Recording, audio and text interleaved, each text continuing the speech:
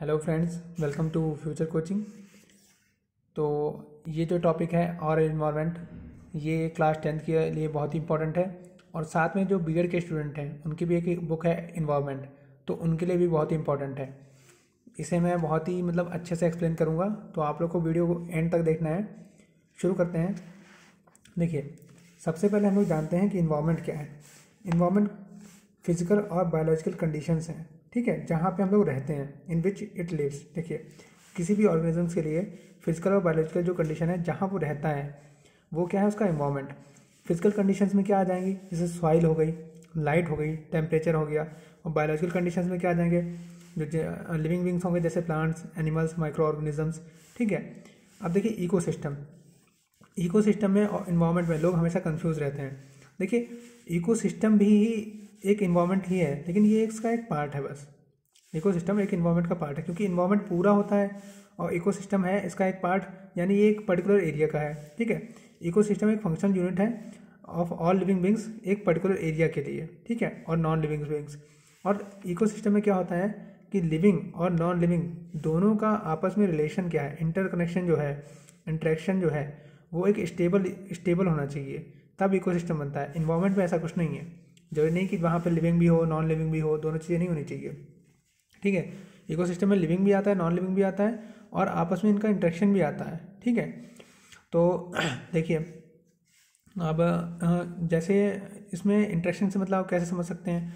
जैसे मान लीजिए कि पेड़ है, पेड़ को क्या चाहिए, कार्बन डाइऑक्साइड, और हम लोग को क्या चाहिए, ऑक्सीजन। तो पेड़ हमें क्या देते हैं, ऑक्सीजन, हम लोग पेड़ों को क्या देते हैं, कार्बन डाइऑक्साइड। तो ये एक इंटरेक्शन बन जाता है। An ecosystem is a functional unit consisting all living beings or non-living components of the environment interacting to form a stable system। एक स्टेबल सिस्टम बनाते हैं। इकोसिस्टम नेचुरल भी हो सकते हैं, मैनमेड भी हो सकते हैं। नेचुरल जो हमें पता है, डिजर्ट इंसानों ने तो बनाया नहीं है, ऑब्वियसली बात है, नेचुरल है। ग्रासलैंड, फॉरेस्ट, लेक्स, ये सब क्या है, जंगल है, ये सब क्या है, ये सब नेचुरल है। और जो मैन मेड इकोसिस्टम कौन से हैं, जैसे हम लोगों ने गार्डन बना लिया अपने घर में, तो वो इकोसिस्टम बन गया। एक्वेरियम बना लिया, वो इकोसिस्टम हो गया। अब आप सोचोगे गार्डन कैसे इकोसिस्टम है। गार्डन में देखिए, हम लोग भी गार्डन पे पानी वानी डालते हैं, तो गार्डन हम लोग के ऊपर डिपेंड है। गार्डन से हम लोग को फूल वगैरह मिलते हैं और चीज़ें कहते हैं, अगर हम लोग ने उसमें कोई ज़रूरी चीज़ लगाई है, जैसे कुछ खाने पीने वाली चीज़, ठीक है, तो वो हम लोगों को मिलती है, तो वो हम लोग को हेल्प करते हैं, ऑक्सीजन देते हैं हम लोगों को, ठीक है। तो गार्डन हमारी भी हेल्प करती है। उसमें जो माइक्रो ऑर्गेनिजम्स रहते होंगे वो भी इस पर डिपेंड होंगे, और माइक्रो ऑर्गेनिज्म उनको सॉइल की जो है उसको न्यूट्रिशन पाने में हेल्प करते हैं। तो सब आपस में कनेक्टेड है। तो गार्डन जो है वो भी एक इकोसिस्टम है, ठीक है। अब देखिए, स्टेबिलिटी ऑफ इकोसिस्टम इंपॉर्टेंट क्यों है। मान लीजिए कि if the organisms living in ecosystem uses of nutrients like nitrogen, मान लीजिए नाइट्रोजन है, तो नाइट्रोजन सारी यूज़ कर ली गई। अब मान लीजिए, तो अगर नाइट्रोजन सारी यूज़ कर ली, तो प्लांट को क्या होगा, प्लांट जो अपनी प्रोटीन बनाते हैं वो नाइट्रोजन से बनाते हैं। अब सारी नाइट्रोजन खत्म हो गई, तो प्लांट जो है प्रोटीन बना नहीं पाएंगे। प्रोटीन बना नहीं पाएंगे तो वो हम लोग कैसे खाएंगे उसे, ठीक है। तो हम लोग क्या होंगे, डिस्ट्रॉय हो जाएंगे। इसीलिए नाइट्रोजन का रिसाइकिल होना बहुत ज़रूरी है, ठीक है। इसीलिए एक स्टेबल इकोसिस्टम होना चाहिए कि हर चीज़ रिसाइकिल हो सके उसमें। और हमें पता ही कि नाइट्रोजन साइकिल होती है, उसमें दिखाया जाता है कि नाइट्रोजन रिसाइकिल कैसे होती है। कुछ बैक्टीरिया होते हैं प्लांट के जड़ों में, वो जो है उसको रिसाइकिल करवाते हैं। अब देखिए, स्ट्रक्चर ऑफ इकोसिस्टम। इकोसिस्टम में दो कंपोनेंट होते हैं, एक अबायोटिक, एक बायोटिक। बायो वर्ड आ गया, मतलब BIO, बायो मतलब लिविंग, तो ये लिविंग कंपोनेंट है। अबायोटिक यानी नॉन लिविंग कंपोनेंट। देखिए, इकोसिस्टम में ये रहे, एक आपका अबायोटिक और बायोटिक। अबायोटिक में कौन सा है, air, water, soil, light, temperature. Biotic में प्रोड्यूसर्स, कंज्यूमर, डिकम्पोजर, यानी उपभोक्ता और कहते हैं वो उत्पादक और उपभोक्ता, ठीक है। अब हमें पता है बायोटिक कंपोनेंट नॉन लिविंग है। बायोटिक कंपोनेंट आप ध्यान से देख लीजिए। देखिए, इसमें जो होते हैं प्रोड्यूसर्स यानी जो कुछ प्रोड्यूस कर सकें, जो अपना खाना खुद बना सकें, उन्हें हम ऑटोट्रॉफ्स बोलते हैं। ऑटो माने सेल्फ, ट्रॉफ मतलब न्यूट्रिशन। तो जो अपना खाना खुद बनाते हैं, जैसे कि पेड़, ऑल ग्रीन प्लांट्स और कुछ ब्लू ग्रीन एल्गेई, ठीक है, इन्हें हम क्या बोलते हैं, प्रोड्यूसर्स। कंज्यूमर्स जो खाना खाते हैं, जो इन पे डिपेंड होते हैं, प्लांट्स पे। कंज्यूमर जो डिपेंड करते हैं ऑर्गेनिज्म पे फूड के लिए, दूसरे ऑर्गेनिज्म के लिए, उन्हें बोलते हैं कंज्यूमर या हेटरोट्रॉफ्स। अब ये तीन टाइप के होते हैं, एक हार्बीवोरस, एक कार्निवोरस, एक ओमनीवोरस, ठीक है। हार्बीवोरस क्या करते हैं, सिर्फ शाकाहारी खाना खाते हैं, सिर्फ घास फूस खाते हैं, जैसे कि रैबिट हो गया। कार्निवोरस क्या करते हैं, दोनों चीज़ें खाते हैं, मतलब कार्निवोरस जो होते हैं वो क्या करेंगे, सिर्फ मांस खाएंगे। ठीक है, जैसे उन्होंने क्या खा लिया, रैबिट को किसी ने खा लिया, शेर ने खा लिया, टाइगर ने खा लिया, तो वो क्या होगा, कार्निवोरस। ओमनीवोरस होते हैं वो दोनों को खाते हैं, यानी घास फूस भी, यानी पेड़ पौधे भी खा लेंगे, शाकाहारी भोजन भी और मांसाहारी भोजन भी। वो होते हैं ह्यूमन बींग, या कौवा मान लीजिए, वो भी दोनों चीज़ें खाता है, तो वो हो जाएगा ओमनीवोरस। अब देखिए, ये तो था कि कौन क्या खाता है, उसके हिसाब से क्लासिफिकेशन इसका कंज्यूमर्स का एक क्लासिफिकेशन और भी हो सकता है कि प्राइमरी कौन है, सबसे पहले क्या कौन खाता है, फिर सेकेंडरी, फिर टर्शियरी। अब प्राइमरी में क्या होता है कि जो सबसे नीचे लेवल पे होता है, जैसे जो सिर्फ प्लांट को ही खाता है, सबसे, जैसे मान लीजिए ये प्लांट है तो उसको ग्रास ऊपर खा रहा है तो ग्रास ऊपर क्या होगा, प्राइमरी होगा, क्योंकि वो डायरेक्ट प्रोड्यूसर को खा रहा है।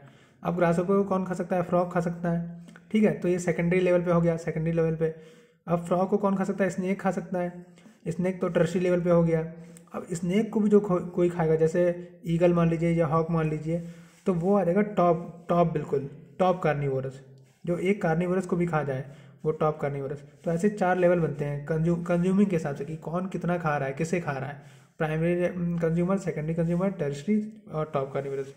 अगर आप इसे एक्सप्लेन करना चाहते हैं एग्जाम में, तो आप इसके साथ एग्जाम्पल जरूर दीजिएगा, तभी आप अच्छे से एक्सप्लेन कर पाएंगे। अब आइए डिकम्पोजर पे। डिकम्पोजर क्या करते हैं कि मरे हुए प्लांट, डेड प्लांट और एनिमल को ये डिकम्पोज करते हैं, उन्हें छोटे छोटे पीस में, छोटे छोटे टुकड़ों में डिवाइड करते हैं, यानी कॉम्प्लेक्स को बिल्कुल डिकम्पोज करके मिट्टी में मिला देते हैं और उन्हें खाते भी हैं। ठीक है, डिकम्पोजर्स को हम लोग सैप्रोफाइट्स भी कहते हैं, या सैप्रोट्रॉप्स भी कहते हैं। डिकम्पोजर्स में कौन कौन आते हैं, बैक्टीरिया, फंगई और वॉर्म्स। ठीक है, डिकम्पोजर जरूरी क्यों है, क्योंकि मान लीजिए जो हमारे आसपास गंदगी फैली रहती है, जो हम लोग किचन से वेस्ट फेंकते हैं, जो वो कौन डिकम्पोजर से डिकम्पोज करते हैं, उसमें हेल्प करते हैं, यानी इन्वायरमेंट को साफ करने में हेल्प करते हैं। और डिकम्पोजर क्या करते हैं, जब ये लोग डेड प्लांट्स और एनिमल्स को जब डिके करते हैं, डिकम्पोज करते हैं, तो ये क्या करते हैं, उसके जो न्यूट्रिएंट्स होते हैं मिट्टी में मिला देते हैं। और मिट्टियों के लिए न्यूट्रिशन बहुत ज़रूरी है। तो मिट्टी के लिए न्यूट्रिशन इसलिए ज़रूरी है क्योंकि वापस जब पेड़ और उसमें खेती बाड़ी करते हैं या कोई पेड़ वगैरह होता है, तो उसे मिट्टी में से न्यूट्रिशन चाहिए होते हैं, तो इसमें हेल्प करता है डिकम्पोजर, वापस मिट्टी में न्यूट्रिशन मिलाने के लिए। अगला आपका टॉपिक है फूड चेन। देखिए, फूड चेन इकोसिस्टम में क्या है, फूड चेन कुछ नहीं है, इसे हम लोग कह सकते हैं कि फ्लो ऑफ एनर्जी। एनर्जी कैसे जा रही है एक जगह से दूसरी जगह, एनर्जी कैसे जा रही है in the form of food, यानी फूड के फॉर्म में, फूड के रूप में, भोजन के रूप में एनर्जी, ऊर्जा एक जगह से दूसरी जगह कैसे जा रही है, उसे हम बोलेंगे फूड चेन।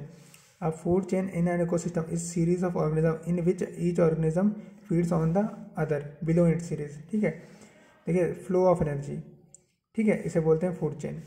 यानी जो उसके नीचे होगा, फूड चेन एक सीरीज है कुछ ऑर्गेनिजम्स की, जो उसके नीचे होगा उसे वो खा जाएगा। जैसे ये इसके नीचे है ग्रास, डियर के नीचे, तो डियर क्या करेगा, ग्रास को खाएगा। टाइगर के नीचे कौन है, डियर, तो टाइगर डियर को खाएगा। फूड चेन के और एग्जाम्पल देख लीजिए, जैसे ग्रासेस हैं, इसको ग्रास ऊपर ने खाया, ये तो मैंने अभी बताया था, ग्रास ऊपर का फ्रॉग ने खाया, उसे स्नेक ने खाया, उसे हॉक ने खाया।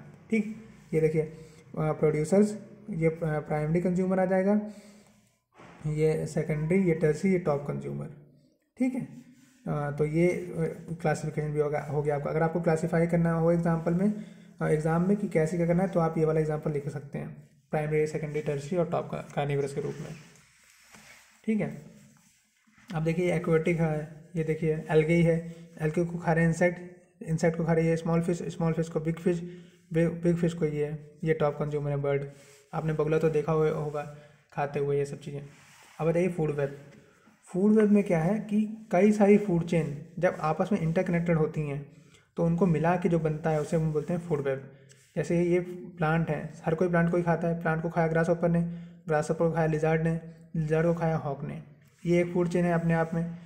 प्लांट को खाया रैबिट ने, रैबिट को खाया हॉक ने, ये दूसरी फूड चेन। और ये प्लांट को खाया माउस ने, माउस को खाया स्नेक ने, स्नेक को खाया हॉक ने, ये तीसरी फूड चेन। ये तीनों फूड चेन आपस में इंटरकनेक्टेड है, क्योंकि देखिए इसका फर्स्ट लेवल भी आपस में कनेक्टेड है, लास्ट लेवल भी आपस में कनेक्टेड है। तो ऐसे फूड चेन को कनेक्ट करके जब एक वेब बनता है उसे हम लोग बोलते हैं फूड वेब। ठीक है, the food chains forms a network of interconnected food chains called food web. ठीक, देखिए ये रहा, अ food web is a series of interconnected food chains representing the feeding relationship, खाने का रिलेशनशिप दिखाती हैं एक इकोसिस्टम में। ठीक, अब अगला टॉपिक है आपका ट्रॉपिक लेवल्स।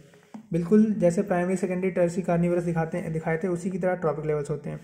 सबसे पहले ट्रॉपिक लेवल पे आएंगे प्रोड्यूसर्स, फर्स्ट ट्रॉपिक लेवल पे, क्योंकि शुरुआत यही करते हैं, खाना यही बनाते हैं, फिर इनको खाते हैं हार्बीवोरस, तो ये आएंगे सेकंड ट्रॉपिक लेवल पे। अब हार्बीवोरस को कार्निवोरस खाते हैं तो ये थर्ड ट्रॉपिक लेवल पे, इसको कोई और खाता है तो ये टॉप कार्निवोरस यानी फोर्थ ट्रॉपिक लेवल पे। बिल्कुल ये वाला एग्जाम्पल आप बिल्कुल इस पर फिट बैठा सकते हैं।